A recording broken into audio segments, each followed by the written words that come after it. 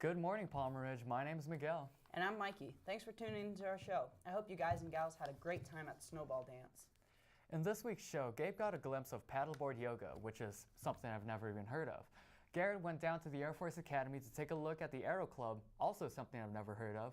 And Rylan wants to bring to light all the work and effort that our local firefighters establish every day.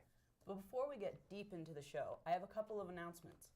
Spanish Club is holding a meeting on the 12th at 7:15 in room 1130.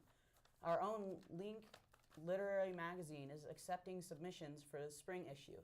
Submit your piece of work by emailing them to Mr. Patrick before April 1st. And now with all that out of the way, onto our show.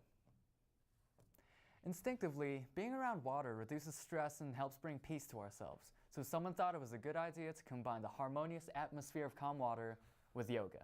Here's Gabe with how it turned out. Coloradans are known for their outdoorsy and fit lifestyle. We participate in many unique activities throughout the Front Range.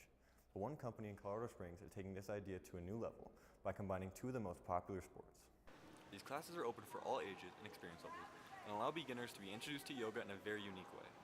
This interesting class format not only covers the fundamentals that a normal yoga class would, but also challenges the students to balance on the water while performing the yoga poses.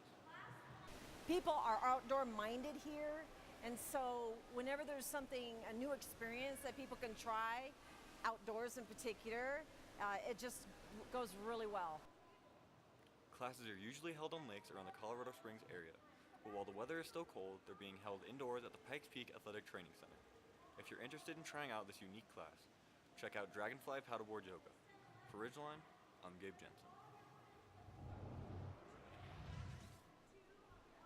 It's a nice little alternative to normal yoga, so if you or your mom are craving for some variation, keep paddleboard yoga in mind.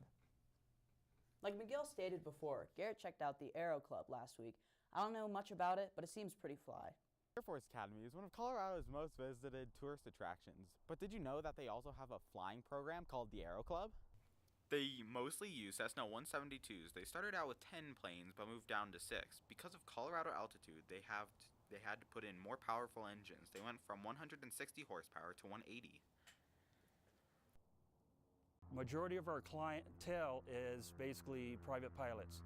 So what that means is we take a cadet from 0 hours all the way up to their private pilot license. That's what we do here. They originally had 4 seats, but because of altitude, they had to take out the back 2. That first solo experience where your IP steps out of the aircraft, he gives you that thumbs up. He already knows that you can do it. Now you got to prove it to him and to yourself that you can do it. For Ridgeline, this is Garrett Brady.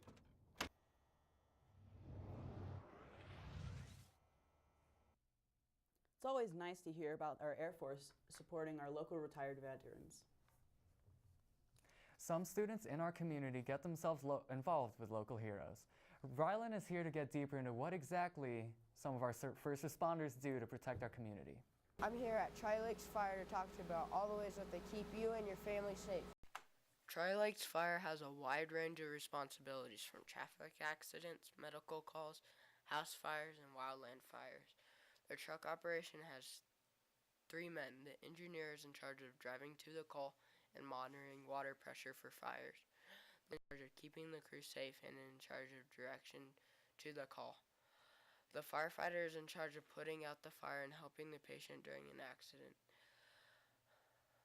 So we respond to medical calls, any kind of traffic accidents, house fires, wildland fires, and anything in between. We have a wide range of responsibilities. The medical crew has a paramedic and an EMT which help if you are in serious pain. Being in the fire service can be very dangerous, but it can also be very fulfilling because you're helping people every day. From Ridgeline, this is Rylan Wood. We might get lost in our day-to-day activities that we sometimes forget to truly appreciate and thank our local heroes. Thanks, Rylan. And now, our happy little weather girl is back to tell us more about what's coming up. I'm hoping for more snow. What's next week, Mary? Thanks, Mikey. Today we are broadcasting from Miss Spadinger's room. Last week was pretty cold, and we even got a 2-hour delay. But sadly, this week we aren't likely to be quite as lucky. If we look at the jet stream from last week, we can see the warm air blowing across the southern area of the U.S. We were in the black area that was freezing, though. This week will be much warmer as the jet stream will be right above us. Let's go to the 5-day.